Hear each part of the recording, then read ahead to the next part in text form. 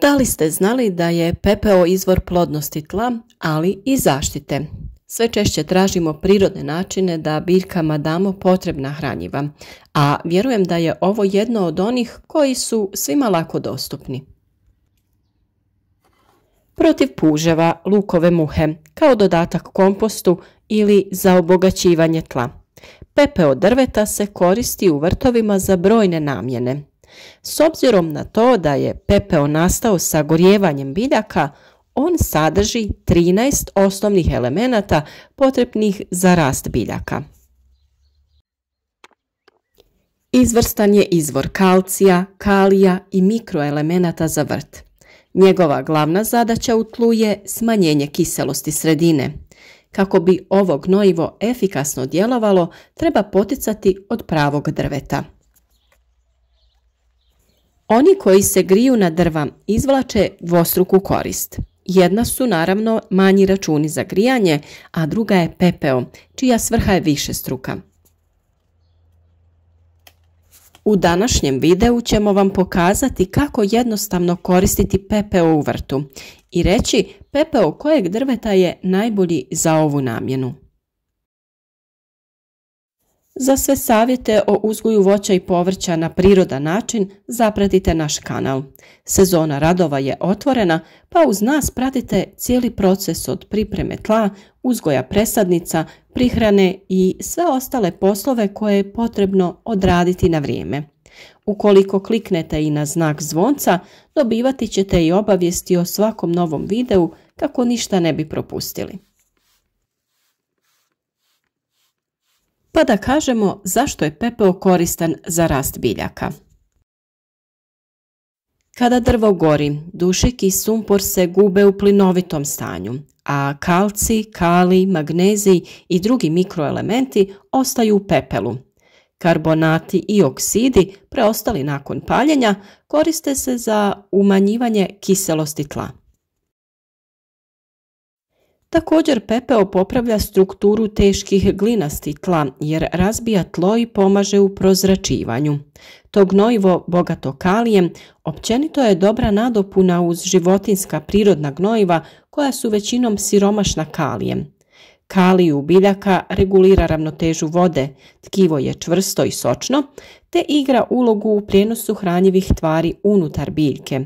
U nedostatku kalija povrće je osjetljivije na sušu, mraz, bolesti, a i štetnike. Pepeo je vrlo koristan pri uzgoju krompira. On se posebno odlikuje visokim sadržajem kalija i kalcija koje krompir usvaja u većim količinama. Osim što prihranjuje biljke, on ima i zaštitnu ulogu. Njegova primjena poboljšava imunitet biljaka, povećava prinos do 15%, veći je sadržaj škroba u gomoljima i na kraju bude ukusniji. Gomolji se prije sadnje mogu posuti pepelom u količini od 1 kg pepela na vreću krompira od 25 kg. Ukoliko se odlučite na rezanje krupnih gomolja, rez može se posuti njime kako bi se ubrzalo zarastanje reza. Rezanje se vrši u svrhu uštede samog materijala. Rezanje krompira je osjetljiv posao i treba ga odraditi pravilno, tako da ćemo o toj temi još posebno govoriti, a već i imate video na tu temu na našem kanalu. Sama sadnja krompira je dosta zahtjevna, a za dobar rast u novoj sezoni ova povrtnica traži dovoljno hranjiva.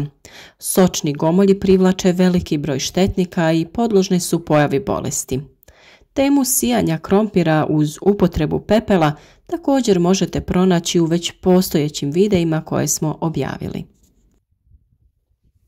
Hemijski sastav pepela teško je standardizirati jer postoje velike razlike među vrstama pepela. Ustanovljeno je da pepeo sadrži puno kalija te još 10 do 40% vapna, 5 do 10% fosfora i velik broj mikroelemenata. Ne sadrži dušik kao što sam rekla, pa ga je potrebno odvojeno dodati. U usporedbi sa mineralnim gnojivima, prosječni pepeo bi imao omjer kao NPK 0,13.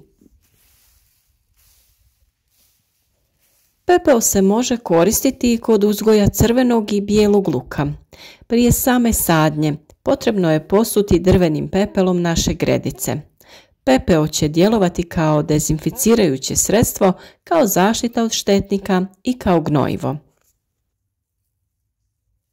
Crveni je luk osjetljiv na kiselost tla. Prakticira se da se na 1 metar kvadratni pospe 10 grama drvenog pepela, ali ne treba pretjerivati.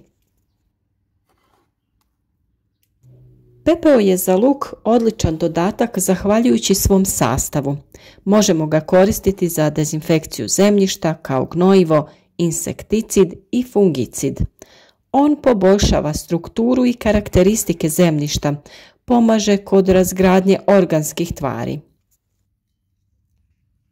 Velika je prednost što ne sadrži klor na koji je luk osjetljiv, a pepeo uništava i uzročnike truleži glavica luka.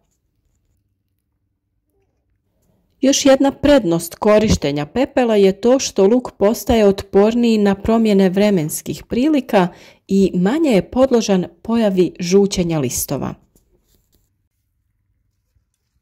Pepeo od različitih vrsta drveta pokazuje različita svojstva. Tvrde vrste drveća općenito sadrže više fosfora i kalija nego crnogorica, ali puno manje kalcija. Također, tvrde vrste drveća kao što je hrast daju više pepela po jedinici upotrebljenog drveta i više hranjiva nego mekane vrste drveta. Pepeo od bukve i graba ima sadržaj oko 10 do 15% kalija i 5 do 10% fosfora. U prosjeku gorenjem drveta dobivamo oko 6 do 10% pepela. Pepeo od drveta sadrži oko 3% kalija koji je glavni nutrijent povezan sa cvatnjom i plodonošenjem. Ipak, razina kalija će ovisiti o starosti drveta koje je paljeno. Mlado drvo kao reznice ostale nakon orezivanja imati će veći sadržaj kalija od starih grana. Koristan pepeo isključivo je onaj od prirodnog drveta za grijanje, a ne od obrađenog hemijskim tvarima poput bojenog ili lakiranog drveta, raznih vrsta briketa i peleta. Temperatura izgaranja igra ulogu u hemijskom sastavu pepela, pa tako na primjer više temperature uzrokuju veći gubitak kalija. Također, s višom temperaturom izgaranja proizvede se manje pepela. Zato izgaranje na temperaturama ispod 900 stepeni Celzijusa rezultira povećanim sadržajem kalija u pepelu i minimalnim sadržajem metala. Važno je što ravnomjernije posuti pepeo po tlu, što je teško dostižno zbog njegovih fizikalnih svojstava. Da biste postigli najbolje rezultate, pepeo ukopajte jer hemijski djeluje tek kada je u kontaktu sa zemljom. Prije primjene morate znati da ga možemo upotrebljavati samog ili u kombinaciji sa drugim gnojivima ili tvarima. Njegova učinkovitost se povećava kada se primjenjuje u kombinaciji sa kompostom ili humusom. Ne treba ga miješati sa vapnom i upotrebljavati na zemljištu na kome smo nedavno obavili kalcifikaciju. Ne trebamo ga koristiti sa kiselim gnojivima. Ako ga miješamo sa superfosfatom i sličnima, nastaju spojevi fosfora koji su biljkama nedostupni. Ne treba pepeo miješati ni sa gnojivom od peradi i drugima koja su kisela, jer međusobno reagiraju i dolazi do gubitka dušika. Korisno je upotrijebiti pepeo na tratini, cvjetnjacima i uz grmlje. Preporučljivo je dodati od 230 do 450 grama pepela godišnje na svaki grm. Također je vrlo korisno dodati pepeo i oko voćaka nakon što obavite jesenje okopavanje. Pospete pepeo i lagano ga ukopate u zemlju oko voćke. Pepeo je dosta korisno dodati u uzgoju paradajza i drugih biljaka iz porodice pomoćnica. Uzgoj povrća kojemu je potreban kalij poput pastrnaka, mrkve i celera može se poboljšati primjenom drvenog pepela. Voli ga i cikla te tikvice, a mahune graha i graška biti će punije uz upotrebu pepela. Kupusnjače i repe ga vole i možemo ga dodavati prilikom pripreme zemljišta ili kada obavljamo sadnju presadnica. U svaku sadnu jamu doda se šaka pepela ili jedna jušna žlica i izmiješa sa zemljom. Može se koristiti i u zaštiti kupusnjača. Kada biljke formiraju 2 do 3 prava lista, mogu se njime posuti kako bi se zaštitile od štetnika. U periodu vegetacije tretiranje se može obavljati više puta, posebno nakon kiše. Jesen je najbolje vrijeme za gnojenje pepelom. Tokom jesenske gnojidbe pH tla je općenito niži i ako tada koristimo pepeo, on će imati više vremena za biohemijske reakcije dok se vegetacija ne počne buditi. Najsigurnije je da se držite preporuke da na površini od 100 kvadratnih metara možete koristiti ne više od 10 kg pepela godišnje. Nemojte upotrebljavati pepeo na lužnatim tlima ili uz biljke koje vole kisel okoliš. Tim tlima je potreban sumpor. Nemojte koristiti pepeo i uz tek proklijale biljke jer on sadrži previše soli za njih. Nemojte dodavati pepeo sa dušičnim gnojivima kao što su amonij sulfat, urea ili amonij nitrat. Ova gnojiva proizvode plin amonijak u kontaktu sa lužnatom sredinom kao što je pepeo. Pepeo možete upotrijebiti u zaštiti biljaka protiv bolesti i raznih štetočina. Pospite pepeo oko biljke koju želite zaštititi tako da onemogućite prilaz organizmima koji prilaze po tlu. Tako će mravi odustati od jagoda, a puževi odustati od lisnatog povrća. Ali kada se pepeo jednom navlaži, gubi svoja repelentna svojstva. Suhim pepelom može se zaprašivati i krompir do pojave cvjetova da bi se odbila pojava zlatica.